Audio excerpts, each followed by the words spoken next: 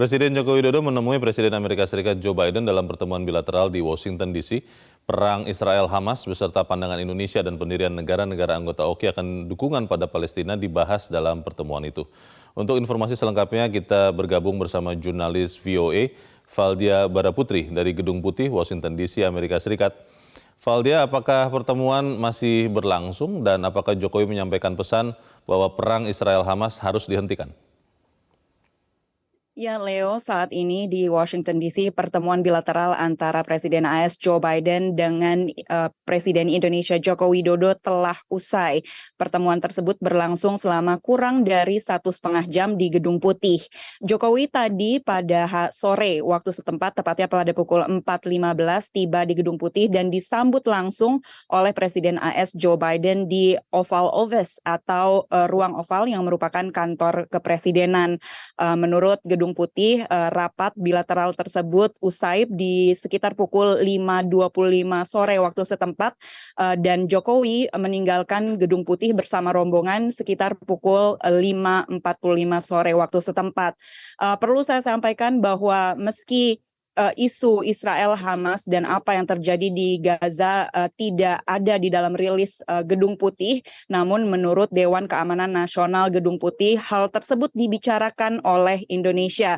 Perlu saya sampaikan pula bahwa pertemuan bilateral antara kedua belah pihak ini sebenarnya sudah direncanakan di bulan September lalu untuk memperkuat kerjasama bilateral keduanya yang telah terjalin selama hampir 75 tahun dan undangan pun disampaikan langsung oleh Wakil Presiden Kamala Harris waktu ia berkunjung ke Indonesia di bulan September.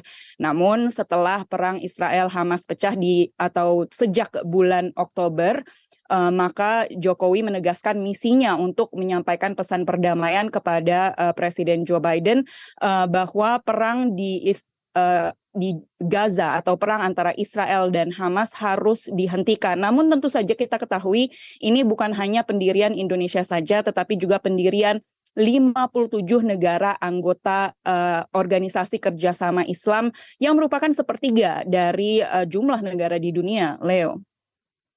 Baik Valdia, selain bertemu dengan Presiden Amerika Serikat Joe Biden, agenda apa lagi yang dilakukan Presiden Joko Widodo di Amerika Serikat?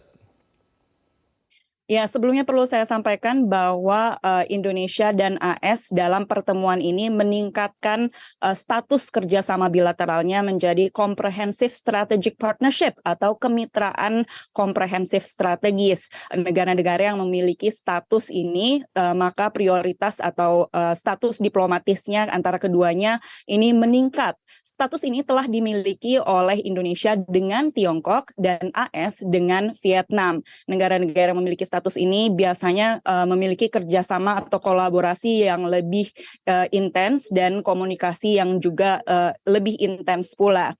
Nah, sebelum bertemu dengan Presiden Joe Biden pada pagi hari ini, Jokowi juga bertemu dengan Freeport Chairman untuk membahas mengenai penambahan saham Freeport dan perpanjangan izin tambang di Indonesia. Selain itu, pada siang hari tadi Jokowi juga memberikan pidato di Georgetown University. Dalam pidatonya itu, Jokowi mengatakan bahwa Amerika Serikat adalah negara yang besar dengan pengaruh yang besar pula dan Indonesia membuka peluang kerjasama. Namun, Indonesia tidak akan memihak pada kekuasaan manapun dan hanya memihak pada kedamaian dan kemanusiaan. Besok Jokowi beserta rombongan pada sore hari waktu setempat akan bertolak dari Washington DC ke San Francisco untuk menghadiri KTT APEC dan juga Jokowi akan memberikan pidato lagi di Stanford University. Leo. Baik, kita tentu akan menantikan seperti apa kelanjutannya. Untuk saat ini terima kasih laporan Anda Valdia Baraputri langsung dari Washington DC, Amerika Serikat.